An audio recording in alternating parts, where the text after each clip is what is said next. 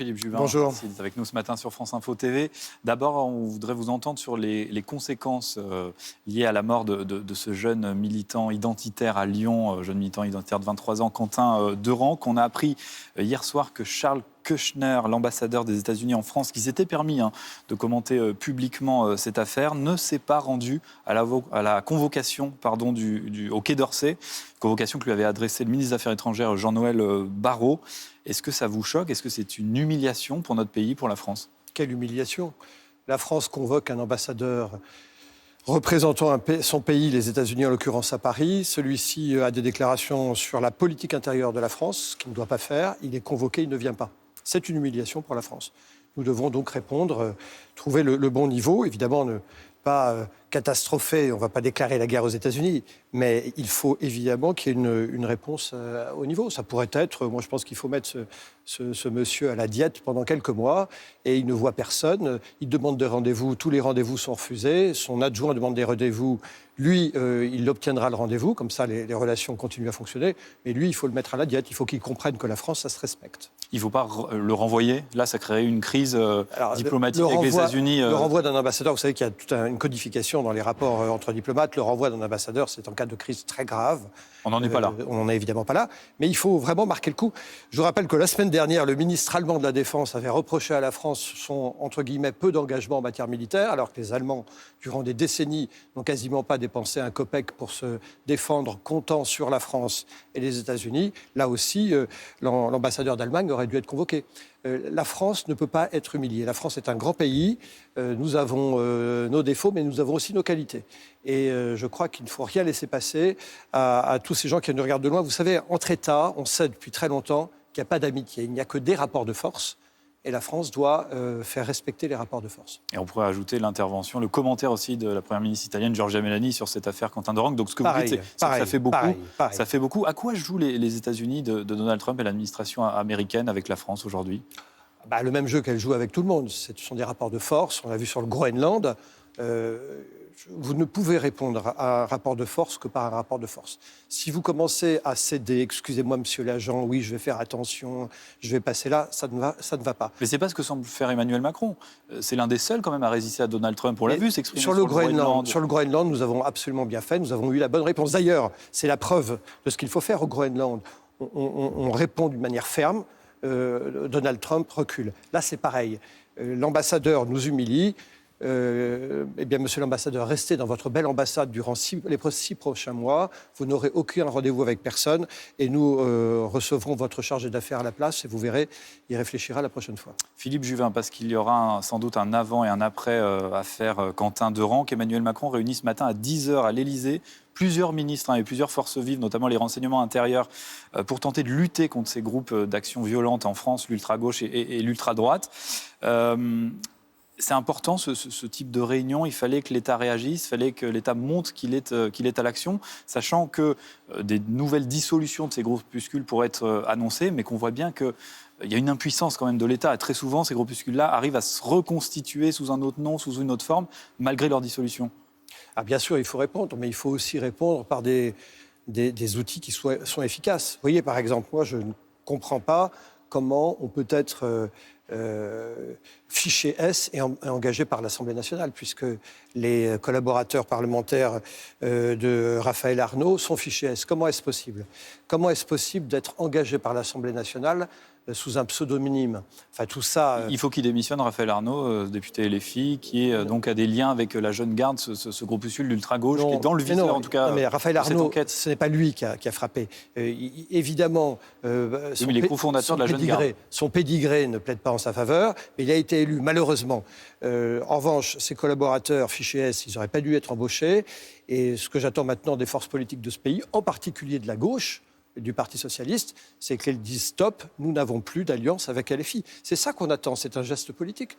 Or, tout le monde fait du slalom. J'ai entendu certains dirigeants socialistes dire oui, mais finalement, c'est pas aussi grave que ça. C'est très grave, la violence politique est très grave et il faut que nous la combattions.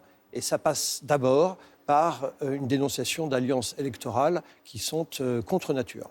Est-ce que vous diriez, comme certains le disent, à droite, je pense à Bruno Retailleau et surtout à l'extrême droite, que Jean-Luc Mélenchon est complice, je les cite, de ce drame à Lyon et de ce lynchage à mort de ce militant identitaire, que l'extrême gauche a du sang sur les mains. Ce sont leurs termes. Non, mais les termes sont très forts. Mais d'abord, tous les LFI ne se valent pas, mais il est quand même très difficile de ne pas constater une violence de certains militants, quelques esprits faibles avec quelques neurones en moins, qui sont instrumentalisés par des paroles de violence.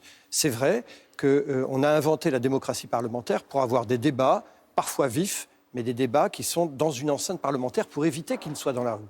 Or, aujourd'hui, qu'est-ce qu'on constate ? On constate que, compte tenu de l'état de décérébration d'un certain nombre de militants de la France insoumise, eh bien, ils répondent par la violence physique à de la violence verbale. Et donc, il faut que les responsables politiques prennent conscience de ça. Ils ont une responsabilité. À force d'appeler à la révolution, eh bien, il y a vraiment des gens simples d'esprit qui font la révolution et qui tuent. Oui. Philippe Juvin, tout autre sujet à présent, le texte fin de vie. Vous êtes beaucoup exprimé, vous êtes engagé dans le suivi de ce texte et vous êtes défavorable à la partie sur l'aide à mourir, vous êtes favorable à la partie sur les soins palliatifs. C'est un texte, un double texte en fait finalement. Petite information, visiblement le texte qui devait être voté, texte solennel qui devait être voté aujourd'hui, ça ne sera pas le cas. Vous pouvez nous confirmer ça, puisque les débats ont duré tard encore hier soir. Les débats se sont arrêtés à minuit et hier, ils ne sont pas terminés, on a facilement encore 4-5 heures de débat. Donc le vote devait avoir lieu aujourd'hui, il aura très probablement lieu demain, en tout cas pas aujourd'hui, et nous avons encore beaucoup de choses à discuter. Oui. Les débats sont très tendus, c'est des sujets très sensibles qui relèvent de l'intime. Vous nous dites que le texte sera sans doute voté demain, sans doute après les QAG, les questions au gouvernement. Qu'est-ce qui pose problème aujourd'hui, notamment à droite ? Vous êtes membre des LR. Il n'y a plus de garde-fou, c'est ce que vous dénoncez, sur l'aide à mourir si ce texte venait à être voté ? Écoutez, jugez vous-même, oui.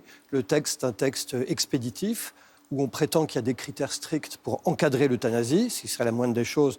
En réalité, les critères ne sont pas du tout stricts. Je vais vous donner 2 ou 3 exemples. En Belgique, quand vous demandez l'euthanasie, c'est légalisé là-bas, vous devez attendre, réfléchir jusqu'à 1 mois. Au Canada, jusqu'à 3 mois. Nous, le délai de réflexion, entre le moment où vous demandez l'euthanasie et vous pouvez être euthanasié, c'est 2 à 17 jours. Donc c'est beaucoup trop court, c'est ce que vous dites. Non, mais est-ce que vous n'avez pas voulu mourir un jour et 2-3 jours plus tard, voulu vivre ?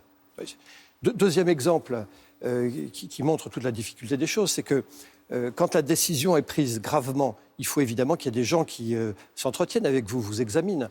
Nous avons demandé que systématiquement, un psychiatre vous examine, voir si vous n'êtes pas dépressif, par exemple. Ça a été refusé. Vous ne verrez en tout et pour tout physiquement, vous pourrez en tout et pour tout physiquement ne voir qu'un seul médecin. Ensuite, vous aurez un deuxième médecin qui regardera votre dossier, mais sans vous examiner, et un infirmier qui fera pareil. Mais vous ne verrez qu'un seul médecin. Est-ce que ça suffit ? Troisième exemple, nous voulions que certaines catégories de gens ne puissent pas bénéficier de l'euthanasie, jamais. Un autiste, un déficient mental, aujourd'hui, peut demander l'euthanasie. Quelqu'un sous tutelle ou curatelle, vous savez qu'il y a des personnes âgées sous tutelle ou curatelle, qui n'ont pas le droit de signer un chèque aujourd'hui, pourront demander l'euthanasie. Donc non, c'est une loi qui n'a pas de garantie suffisante. C'est le professeur de médecine que vous êtes qui s'exprime ou c'est le citoyen, là ? Les deux. Non, mais les deux, je veux dire. D'abord, on est chacun ce qu'on est. Moi, je suis député, mais c'est vrai que je suis médecin et j'ai une expérience. J'ai connu des demandes d'euthanasie dans ma vie. Toutes ont disparu quand on apportait une réponse au patient ou à sa famille. Toutes. Donc la vraie question, c'est qu'est-ce qu'on apporte comme réponse à une demande d'euthanasie ? La demande d'euthanasie, c'est souvent une demande d'aide. Et il y a un travail qui a été publié très sérieusement qui dit que quand vous regardez le premier jour d'arrivée en soins palliatifs, 3% des patients disent « je veux mourir ». 7 jours plus tard, ils ne sont plus que 0,3%, 10 fois moins. Qu'est-ce qui s'est passé en 7 jours ? Eh bien, on a apporté une réponse aux patients et à la famille. Quand vous apportez des réponses, les demandes d'euthanasie disparaissent. Et enfin, dernier point de médecin, moi, quand j'entre en blouse blanche dans la chambre d'un patient, je ne veux pas qu'il ait à se poser la moindre question sur la nature de ma venue. Or, demain, il y aura forcément une ambiguïté, même si c'est à lui de le demander, il y aura une ambiguïté. Merci beaucoup Philippe Juvin. Donc vous appelez ce matin à nouveau à voter contre ce texte. Absolument, qui est notamment sur sa partie. Qui est un texte expéditif, sans critères stricts, malgré tout ce qu'on raconte. Merci d'avoir été avec nous Philippe Juvin. Merci d'avoir été sur France Info.